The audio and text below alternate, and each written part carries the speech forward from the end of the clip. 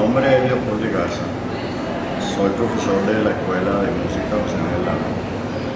He sido profesor durante 34 años, así que estoy bastante bien enterado de una buena parte de la historia de esta escuela.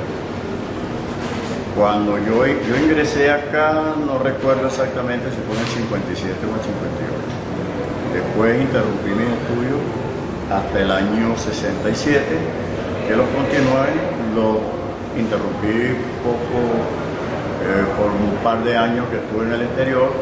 Luego, cuando regresé a Caracas, terminé de estudiar con el maestro José Antonio Lauro.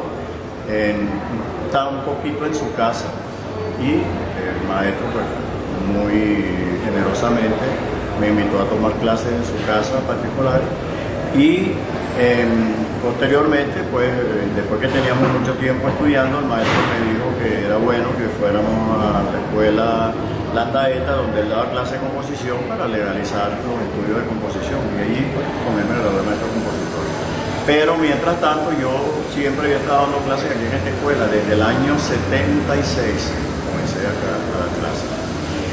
A los pocos años tuvimos como una brecha estupenda para mejorar la escuela, porque el doctor Luis Herrera Campi tenía cuando fue presidente de la República, tenía la mejor disposición de mejorar la escuela, incluso quería convertirla en un conservatorio.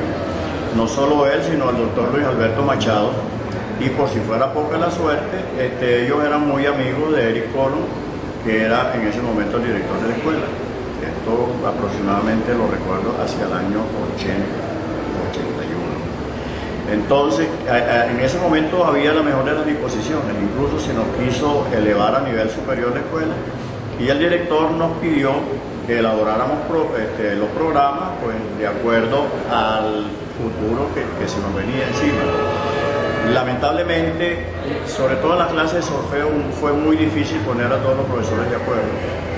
Yo, afortunadamente, mis profesores de guitarra, yo era profesor de guitarra en esa época, y mi profesor Manuel Enrique Pérez Díaz, pues, era realmente el decano, era la persona a la que todos seguíamos, porque José Rafael Cisneros también, que era otro excelente profesor de acá, había sido alumno también del maestro Pérez Díaz, que más en forma como de amigo, porque eran contemporáneos.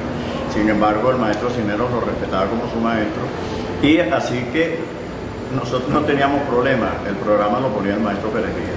Pero hubo varias cátedras en las que no se pusieron de acuerdo. Mientras no nos pusimos de acuerdo, nos llegó el Viernes Negro.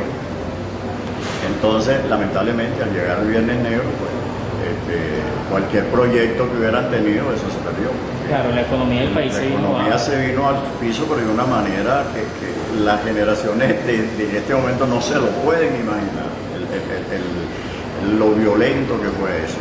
Hasta el punto que en el año 89 viene el famoso Caracazo, porque es que veníamos en picada, y todavía cuando creíamos que la picada no seguía, sigue la picada, porque la gente reventó.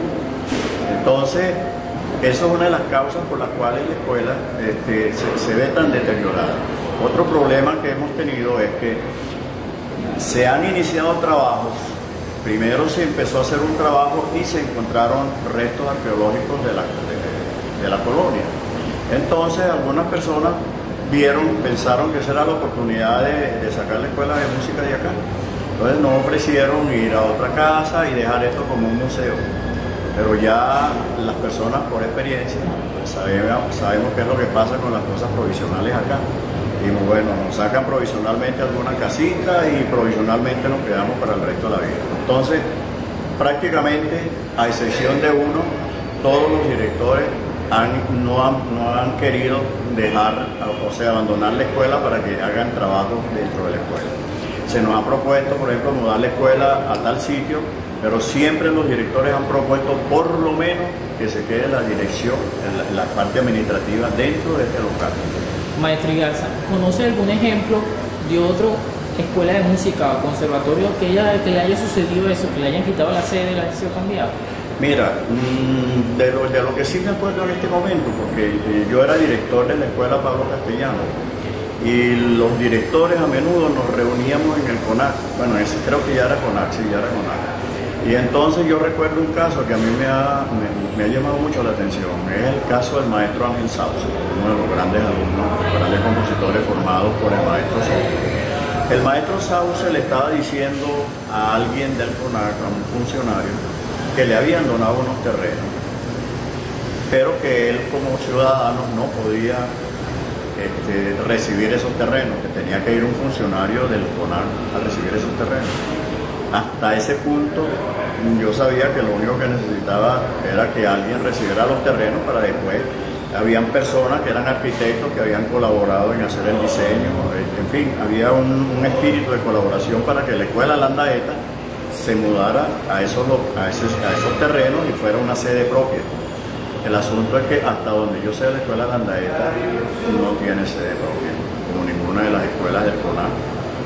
Y esta escuela prácticamente, con todos los problemas que tenemos, pues es de las pocas que tiene una sede propia, porque la hemos peleado, hemos tratado de que no se nos saque de aquí.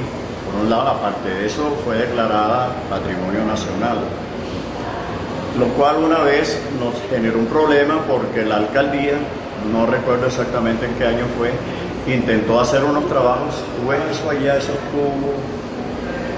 Esos fueron trabajos que se empezaron a hacer y que los suspendieron porque de acuerdo a las normas de patrimonio no se podía hacer ese trabajo de esa manera. Había que hacerlo de una manera, o sea, los edificios que están protegidos como patrimonio nacional pues tienen una arquitectura definida y por lo tanto no se puede alterar. Y ya se había empezado a trabajar bastante en el auditorio y eso hubo que suspenderlo. Así eso fue quedando así.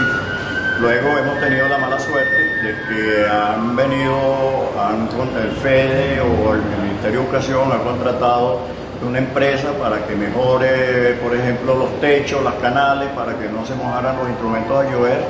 Y una vez recuerdo que se quedaron las cañerías tapadas. O sea, después que se hizo ese trabajo tan grande, cuando empezó a llover fue que nos enteramos que ese trabajo estaba mal hecho. Hubo que buscar un presupuesto para deshacer lo que se hizo mal hecho y hacer un poquito. Bueno, y en eso hemos estado. Me constan los esfuerzos de la directora, Nexi y de Rosa también, a cuántas partes no han ido. Yo incluso fui con ellos al Instituto de Altos Estudios, donde se nos prometió que nos iban a ayudar con la biblioteca, porque en la biblioteca, como esos documentos son tan viejos, hay que hacerle un tratamiento a esos documentos para poderlos clasificar y usarlos. Y recuerdo incluso que se nos dijo que aquí en este edificio había como 5 clases de plagas. Entonces muchas veces se mandaba a fumigar y se fumigaba una o dos y las otras 3 seguían molestando. Entonces uno no sabe, uno decir quién tiene la culpa. Pues yo lo que sí observo con preocupación es que se manda a hacer un trabajo y la persona que supervisa o no supervisa o no se da cuenta, o también a veces pasa que se les acorta el presupuesto. ¿Por qué? Porque han tenido que reparar cosas que se dejaron mal en otra oportunidad. Y realmente hemos estado en eso, es el cuento de nunca acabarse. En esto estamos desde el año 80. Y de repente, pues sí, yo pienso que es posible que alguien quiera esta casa para un museo y no para una escuela de música. Y bueno, ahí estaremos siempre en la lucha. Afortunadamente el espíritu no se ha perdido. Y queremos también que no solo sea el espíritu de los profesores, sino de la nueva generación, de los jóvenes que están ahora. Recuerden que esta es la obra de Vicente Emilio Sojo. Vicente Emilio Sojo ha dejado una obra inmortal. Vicente Emilio Sojo dejó compositores como Antonio Lauro, Antonio Esteves, Evencio Castellanos, y no sigo nombrando más porque son una gran cantidad. Dejó realmente una verdadera escuela. Estos maestros a su vez también dejaron otra escuela. Entonces, esta escuela no va a morir tan fácilmente. Y cuando hablo de escuela no me refiero a la infraestructura, me refiero a la escuela en general, a las enseñanzas del maestro. Es verdad que todo se va transformando, la música se va transformando, pero las bases siempre